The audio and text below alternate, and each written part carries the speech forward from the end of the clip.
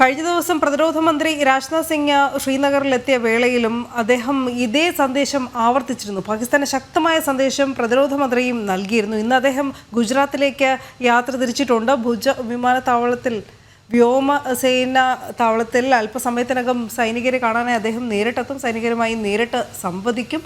ഗുജറാത്ത് ഭൂകമ്പത്തിലെ ഇരകളുടെ സ്മരണയ്ക്കായി നിർമ്മിച്ച സ്മൃതി വനം മ്യൂസിയവും പ്രതിരോധ മന്ത്രി സന്ദർശിക്കുമെന്ന് അദ്ദേഹം തന്നെ എക്സ് പോസ്റ്റിൽ കുറിച്ചിരിക്കുകയായിരുന്നു. നന്ദൻ, പ്രതിരോധ മന്ത്രി ഇപ്പോൾ യാത്ര തിരിച്ചിട്ടുണ്ട് എന്നറിയുന്നു. അതിനുശേഷം നമുക്കറിയാൻ കഴിയുന്ന വിവരങ്ങൾ എന്തൊക്കെ?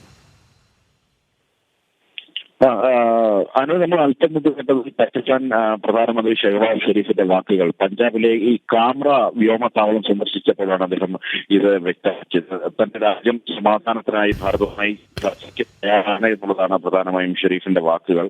എന്നാൽ സമാധാനത്തിനുള്ള വ്യവസ്ഥകളിൽ കാശ്മീർ പ്രശ്നം പരിഹരിക്കുന്ന ഉൾപ്പെടെ അദ്ദേഹം അടിവരയിടുന്നു എന്നുള്ളതാണ് യാഥാർത്ഥ്യം. അതായത് ഭാരതത്തിന്റെ കാശ്മീർ പാകിസ്ഥാന് വേണം എന്നുള്ള നിലപാട് പാകിസ്ഥാൻ ആവർത്തിക്കുക കൂടിയാണ് ഇവിടെ ചെയ്യുമ്പോൾ സമാധാനത്തിനായി ചർച്ചകൾക്ക് തയ്യാറാണെന്ന് ഒരു കോണിൽ പറയുമ്പോഴും പാകിസ്ഥാൻ പ്രധാനമായും വ്യവസ്ഥ ചെയ്യുന്നത് അല്ലെങ്കിൽ മുന്നോട്ട് വെക്കുന്ന ആവശ്യം കാശ്മീർ എന്നുള്ളതാണ്.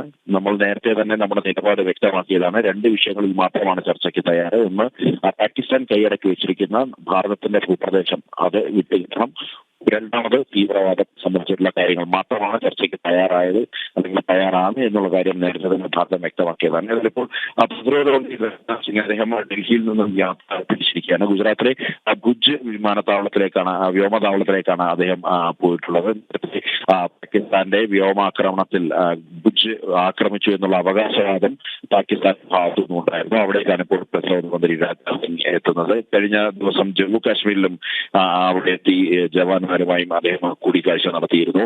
പ്രധാനമായും അന്ന് അദ്ദേഹം ആരോപിച്ചത് പാകിസ്ഥാൻ തെമ്മാടി രാഷ്ട്രമാണ് എന്നുള്ളത് വ്യക്തമാക്കിയിരുന്നു. പാകിസ്ഥാന്റെ ആണവ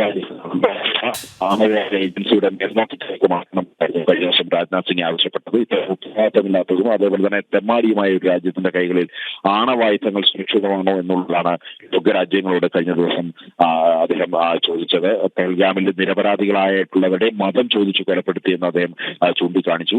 തീവ്രവാദികൾ കൊലപ്പെടുത്തിയ പാകിസ്ഥാന്റെ അല്ലെങ്കിൽ പാകിസ്ഥാൻ അതിന്റെ കർമ്മഫലം അനുഭവിച്ചേ പറ്റൂ. ആ കർമ്മഫലം നൽകുക എന്നുള്ളത് ഭാരതത്തിന്റെ ധർമ്മമാണ് എന്നുള്ളതാണ് കഴിഞ്ഞ ദിവസം അദ്ദേഹം ഈ കരസേനയുടെ 15 കോർപ്പസ് ഹെഡ്ക്വാർട്ടർ സന്ദർശിച്ചുകൊണ്ട് സൈനികരെ സംബോധന ചെയ്തപ്പോൾ അദ്ദേഹം വ്യക്തമാക്കിയത്. അദ്ദേഹം ഭുജിലേക്കാണ്, ഗുജറാത്തിലെ ഭുജിലെ വ്യോമതാവളത്തിലേക്കാണ് അദ്ദേഹം. ഭുജിൽ അദ്ദേഹം വ്യോമസേന പാകിസ്ഥാനുമായി നീണ്ട അതിർത്തി പങ്കിടുന്ന സംസ്ഥാനം കൂടിയാണ് ഗുജറാത്ത്. 508 കിലോമീറ്ററോളം പാകിസ്ഥാനുമായി അതിർത്തി പങ്കിടുന്നുണ്ട്.